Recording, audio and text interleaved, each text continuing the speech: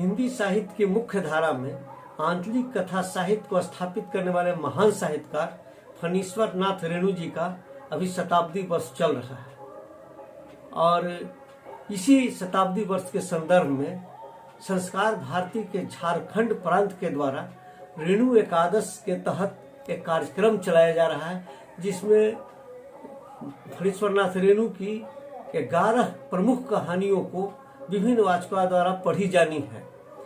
फणीश्वर नाथ रेणु एक ऐसे महान आंचलिक साहित्यकार हैं जिनका मैला आंचल कथा साहित्य में आंचलिक साहित्य को शिरोधार्य बना दिया, और इतना ही नहीं, उनकी प्रति परिकथा इस आंचलिकता को चरम परिणति में पहुंचा करके पराकाष्ठा को स्पर्श करा दिया। रेणु एकादश कार्यक्रम के तहत आज ठेस शीर्षक कहानी पढ़ी जानी है, जिसमें एक विपन्न कलाकार की और सामंतवाद के संघर्ष को प्रतिबिंबित किया गया है और सामंतवाद के आक्रमण को कला के और अपनी क्षमता के हथियार से किस तरह हम कुंद कर सकते हैं, इसको बहुत रूबरू और बहुत जीवंत चित्रण किया गया। और इसके लिए इस कलाकार को या किसी भी कलाकार को क्या मूल्य चुकाना पड़े, इसको भी दिग्दर्शित किया गया है। और यह मर्म भेदी कहानी है। रेणु एकादश के कार्यक्रम के तहत आज पढ़ी जाने वाली कहानी ठेस सुस्मित सौरभ के स्वर में पढ़ी जा रही है। सुस्मित सौरभ एक युवा कथाकार, ऊर्जावान कथाकार और हिंदी साहित्य में स्थान बनाने वाले कथाकार हैं, जिनकी कई रचनाएं विभिन्न विधाओं के रूप में कविता, कहानी, समालोचना आदि के शक्ल में हिंदी के शिखरस्थ पत्र पत्रिकाओं में छप चुकी हैं और उनकी कई रचनाएं आकाशवाणी नागपुर से प्रसारित हो चुकी हैं। वर्तमान में वे हैदराबाद में सरकारी सेवा में कार्यरत हैं।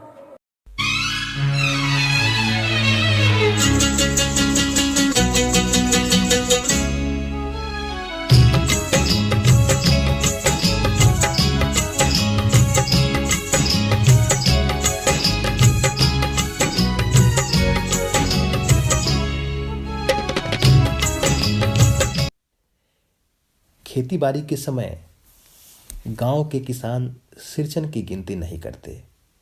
लोग उसको बेकार ही नहीं, बेगार समझते हैं। इसलिए खेत खलिहान की मजदूरी के लिए कोई नहीं बुलाना जाता है सिरचन को। क्या होगा उसको बुलाकर? दूसरे मजदूर खेत पहुंचकर 1/3 काम कर चुकेंगे, तब कहीं सिरचन राय हाथ में खुरपी डुलाता हुआ दिखाई पड़ेगा, पगडंडी पर तौल तौल कर पांव रखता हुआ। धीरे धीरे मुफ्त में मजदूरी देनी हो तो और बात है। आज सिरचन को मुफ्तखोर, कामचोर या चटोर कह ले कोई। एक समय था जबकि उसकी मड़ैया के पास बड़े बड़े बाबू लोगों की सवारियां बंधी रहती थीं। उसे लोग पूछते ही नहीं थे, उसकी खुशामद भी करते थे। अरे सिरचन भाई, अब तो तुम्हारे ही हाथ में यह कारीगरी रह गई है सारे इलाके में। एक दिन भी समय निकाल कर चलो भाई। कल बड़े भैया की चिट्ठी आई है शहर से, सिरचन से 1 जोड़ा चीक बनवाकर भेज दो। मुझे याद है मेरी माँ जब कभी सिरचन को बुलाने के लिए कहती, मैं पहले ही पूछ लेता, भोग क्या क्या लगेगा। माँ हंस कर कहती, जा जा, बेचारा मेरे काम में पूजा भोग की बात नहीं उठाता कभी। ब्राह्मण टोली के पंचानन चौधरी के छोटे लड़के को एक बार मेरे सामने ही बेपानी कर दिया था सिरचन ने। तुम्हारी भाभी नाखून से खाट कर तरकारी परोसती है और इमली का रस डालकर कढ़ी तो हम कहार कुम्हारों की घरवाली बनाती है, तुम्हारी भाभी ने कहाँ से बनाई। इसलिए सिरचन को बुलाने से पहले मैं माँ से पूछ लेता। सिरचन को देखते ही माँ हुलस कर कहती, आओ सिरचन, आज नेनू मथ रही थी तो तुम्हारी याद आई। घी की दाढ़ी के साथ चूड़ा तुमको बहुत पसंद है ना। और बेटी ने ससुराल से संवाद भेजा है, उसकी ननद रूठी हुई है मोती की शीतल पार्टी के लिए। सिरचन अपनी पनियाई जीभ को संभाल कर हंसता है। घी की सौंधी सुगंध सूंघकर ही आ रहा हूँ काकी, नहीं तो इस शादी ब्याह के मौसम में दम मारने की भी छुट्टी कहाँ मिलती है। सिरचन जाति का कारीगर है। मैंने घंटों बैठकर उसके काम करने के ढंग को देखा है। एक एक मोती और पटेर को हाथ में लेकर बड़े जतन से उसकी कुच्ची बनाता, फिर कुच्चियों को रंगने से लेकर सूतली उलझाने में ही पूरा दिन समाप्त।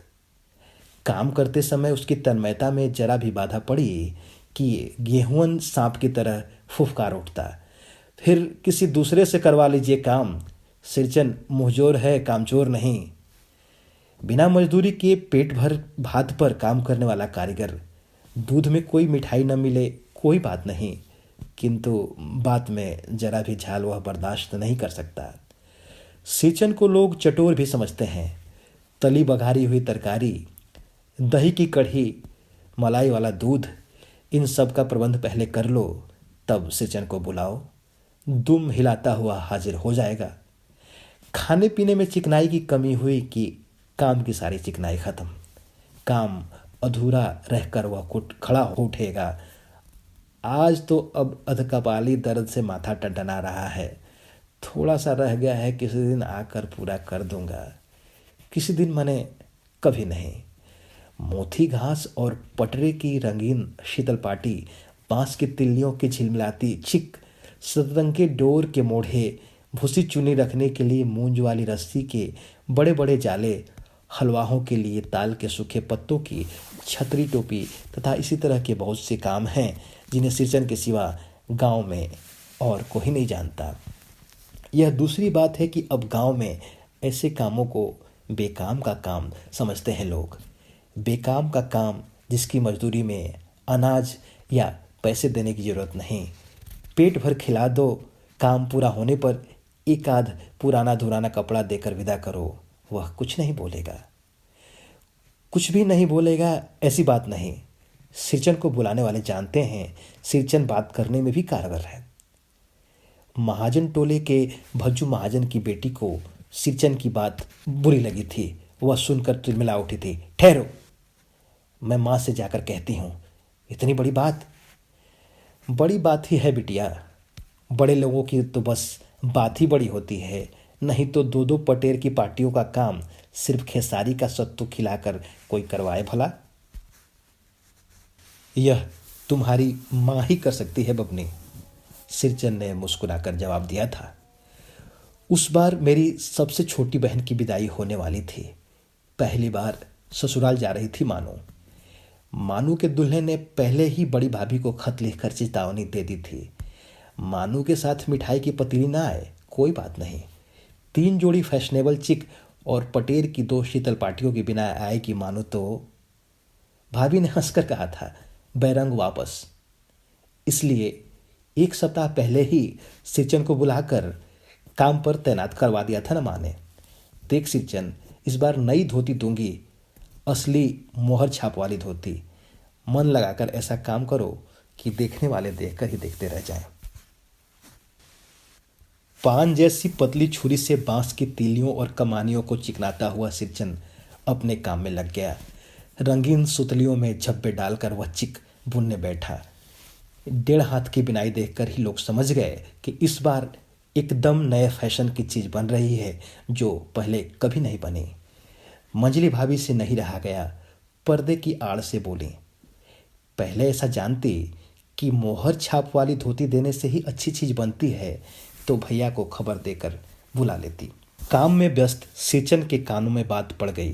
बोला, मोहर छाप वाली धोती के साथ रेशमी कुर्ता देने पर भी ऐसी चीज नहीं बनती बहुरिया। मानू दीदी काकी की सबसे छोटी बेटी है। मानू दीदी का दूल्हा अफसर आदमी है। मंजली भाभी का मुंह लटक गया। मेरी चाची ने फुसफुसाकर कहा, किससे बात करती है बहू? मोहर छाप वाली धोती नहीं, मूंगिया लड्डू।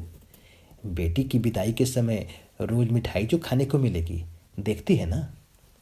दूसरे दिन चिक की पहली पंक्ति में 7 तारे जगमगा उठे, 7 रंग के। सतभैया तारा। सिरचन जब काम में मगन रहता तो उसकी जीभ जरा बाहर निकल आती होंठ पर। अपने काम में मगन सिरचन को खाने पीने की सुध नहीं रहती। चिक में सुतली के फंदे डालकर उसने पास पड़े सूप पर निगाह डाली। चिवड़ा और गुड़ का एक सूखा ढेला। मैंने लक्ष्य किया, सिरचन की नाक के पास 2 रेखाएं उभर आईं। मैं दौड़कर माँ के पास गया। माँ, आज सिरचन को कलेवा किसने दिया है? सिर्फ चिवड़ा और गुड़? माँ रसोई के अंदर पकवान आदि बनाने में व्यस्त थी। बोली, मैं अकेली क्या क्या कहाँ कहाँ देखूं? अरे मजली, सिरचन को बूंदिया क्यों नहीं देती? बूंदिया मैं नहीं खाता काकी। सिरचन के मुंह में चिवड़ा भरा हुआ था।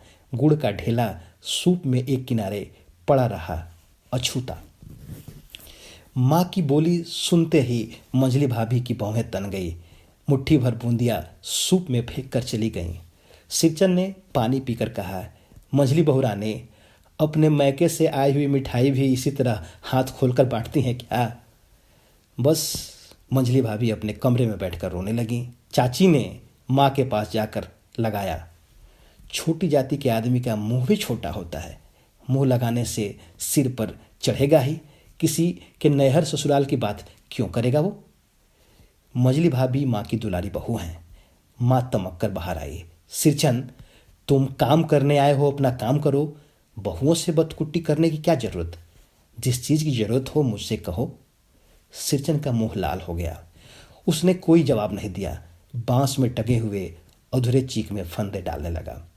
मानू पान सजाकर बाहर बैठा खाने में भेज रही थी। चुपके से एक पान का बीड़ा सिरचन को देती हुई बोली, इधर उधर देखकर, सिरचन दादा, काम काज का घर, 5 तरह के लोग 5 किस्म की बात करेंगे। तुम किसी की बात पर कान मत दो। सिरचन ने मुस्कुराकर पान का बीड़ा मुंह में ले लिया। चाची अपने कमरे से निकल रही थीं। सिरचन को पान खाते देखकर अवाक रह गईं।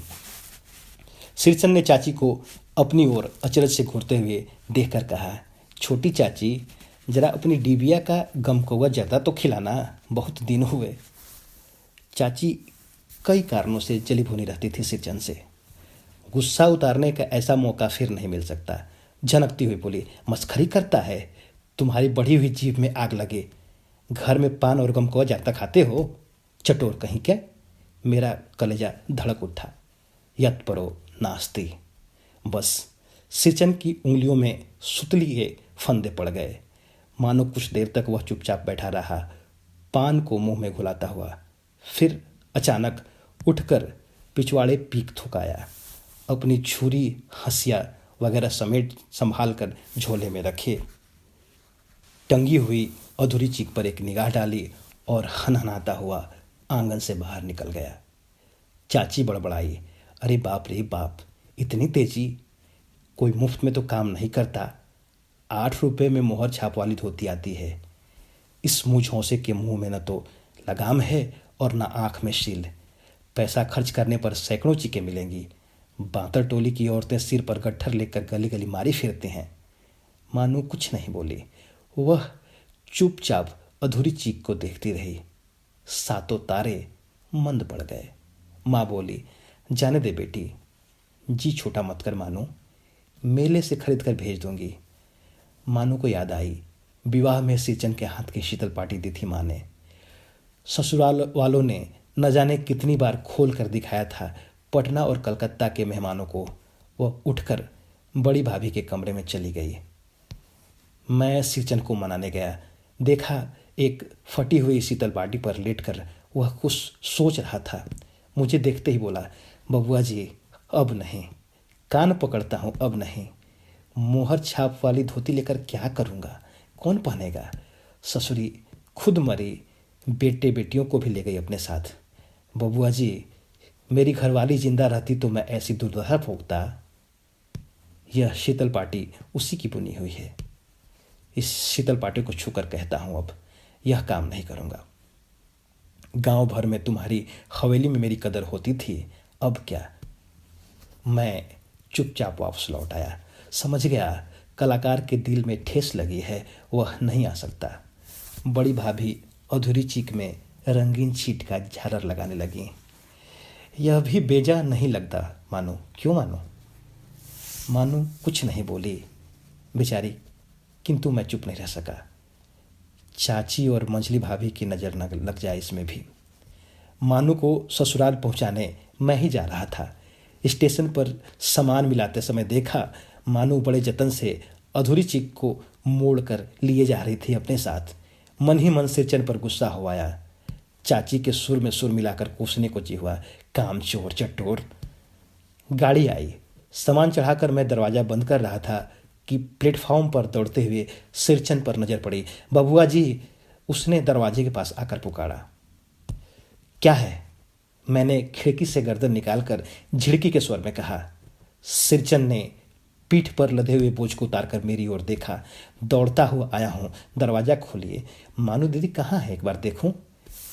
मैंने दरवाज़ा खोल दिया। सिरचन दादा, मानू इतना ही बोल सकी।